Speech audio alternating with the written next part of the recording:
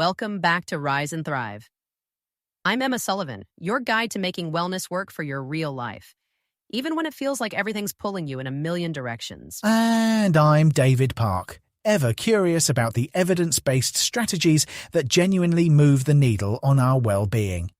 Today, Emma, we're delving into something that's likely a universal morning ritual for many, yet one that could be subtly sabotaging our cognitive health. Oh, I feel like I already know where this is going, and I'm a little nervous, David. Sure, We're talking about those everyday habits, aren't we? I see. The ones we don't even think about, but that a neuroscientist would probably raise an eyebrow at. Precisely. Our inspiration today comes from Dr. Patricia Schmidt, a highly regarded neuroscientist and doctor of psychology. Makes sense. She recently shared some quite fascinating insights on Medium in an article titled 10 Habits Neuroscientists Avoid Daily. Intriguing. Ooh, I love a good expert spills secrets kind of read. Oh, me too. And Dr. Schmidt, with her unique lens, really observes that many behaviors we accept as normal or common actually don't align with how our brains function optimally. That's a powerful insight. It really makes you rethink what normal even means, doesn't it? Absolutely. She candidly shares habits she consciously avoids, along with some solid science-backed alternatives. I see. And importantly, she admits to having engaged in many of these herself in the past, making her advice incredibly relatable. Good point. That always makes advice land better, doesn't it? Knowing they've been in the trenches. Yeah, absolutely. Now, unfortunately, we only have a glimpse into her full list of 10 habits today. The article is quite comprehensive. Right, I see. But the very first habit she highlights is so prevalent and so impactful that it deserves our full attention. Oh, that's a strong claim. In fact, she points out that you probably do one and maybe more. Indeed. And the number one habit, the one that a staggering 81% of us apparently fall prey to, is checking your phone first thing in the morning. Ah, there it is. I knew it. Yeah. And y'all, if you just instinctively reached for your imaginary phone, you're not alone. Absolutely. I mean, think about it for a second. What's the first thing many of us reach for when our eyes open? Well, yeah. Is it the warm embrace of a loved one? A moment of quiet reflection? Or is it that glowing rectangle on your nightstand? Oh, for sure. I see you, Mama. I'm right there with you. It's a powerful statistic. 81% of people immediately grabbing their phones upon waking. This isn't just a minor habit. It sets the tone for your entire day and, crucially, for your brain's performance. It's quite profound, actually. Totally. When you immediately flood your senses with notifications, emails, social media feeds, and the news cycle, you're essentially launching your brain into a state of reactivity. It's like your brain goes from 0 to 100 before you've even had that first sip of coffee. Exactly. Before your prefrontal cortex, the part of your brain responsible for executive functions like planning, decision-making, and self-control, has even had a chance to properly wake up. Well, yeah. It's already bombarded with external demands and, more often than not, stress-inducing information. Fair enough. It's akin to a highly complex computer booting up. You wouldn't immediately open 50 demanding applications, would you? Definitely not. You'd let it run its startup sequence, load essential programs, and then begin your tasks. Right. Our brains are infinitely more complex than any computer, yet we routinely subject them to an immediate, overwhelming torrent of digital input. That's such a brilliant analogy, David. Yeah. And it really makes you think about the toll this habit takes. Absolutely. Dr. Schmidt breaks down several cognitive pitfalls this morning phone habit can lead to. Right. The first one is a biggie for all of us: increased stress and anxiety. Indeed, the news cycle, work emails, or even social media comparisons can trigger a stress response, specifically a release of cortisol, right when you need to be calm and centered. Got it. This puts your brain on edge, making it harder to focus and regulate emotions throughout the day. Exactly. It's not an optimal start. Ugh, the cortisol rush. As a working mom, I feel that. Yeah, You haven't even gotten out of bed and already you're worried about a school email or a work notification. I get it. Then there's the dopamine overload and attention span erosion, right? Precisely.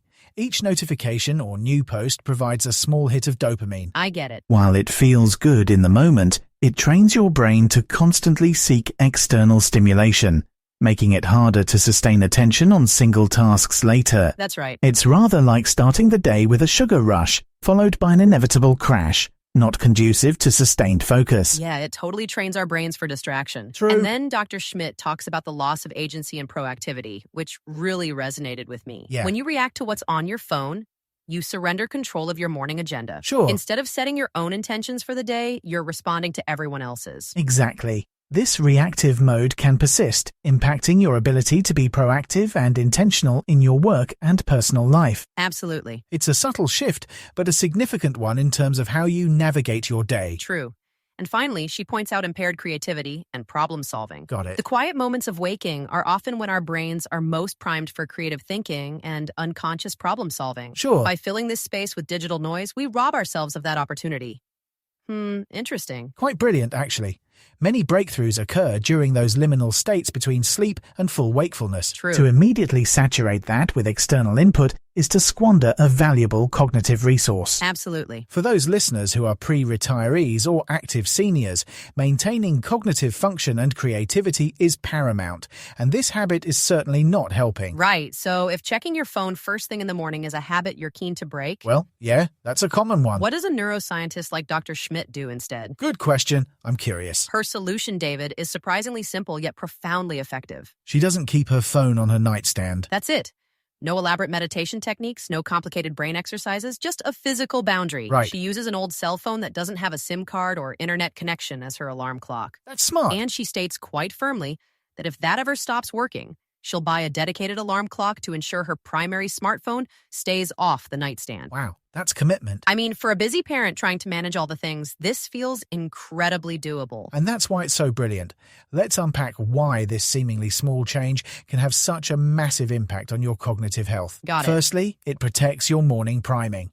By keeping your phone out of arm's reach, you create a buffer zone. Sure, You allow your brain to gradually transition from sleep to wakefulness. that makes sense. This allows for a more mindful start to your day, fostering internal reflection, gratitude, or planning rather than external reaction. Absolutely, I understand. It's like giving your brain a gentle warm-up instead of a cold plunge into the digital ocean. Exactly. And it also reduces decision fatigue, doesn't it? Exactly. One less decision to make first thing in the morning. I get it. Instead of debating whether to check your phone, the choice is already made for you by its absence. Absolutely. That efficiency is something I can certainly appreciate. For sure. For empty nesters or those nearing retirement, removing that morning dilemma can free up mental energy for other pursuits.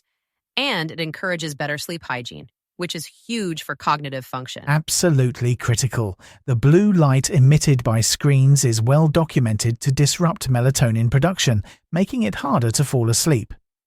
Keeping your phone away from your bed encourages you to disconnect before sleep, improving sleep quality, which is fundamental to cognitive health at any age, but particularly as we age. Right, because better sleep means better brain function, plain and simple. Absolutely. It also fosters intentionality. Got it. When you eventually do pick up your phone later in the morning, it's a more conscious, intentional act rather than an automatic, impulsive one. Precisely. You're in control, not the device. Absolutely. This shift in agency is powerful. Makes sense. And finally, it boosts executive function. Oh, that's a big one. Starting your day in a calm, intentional way allows your prefrontal cortex to warm up gently, I can see that. strengthening its ability to manage focus, make good decisions, and resist distractions later in the day. That's key. It's foundational. That makes sense. It's like a daily workout for your brain's CEO. I get it. A real mental gym. Exactly.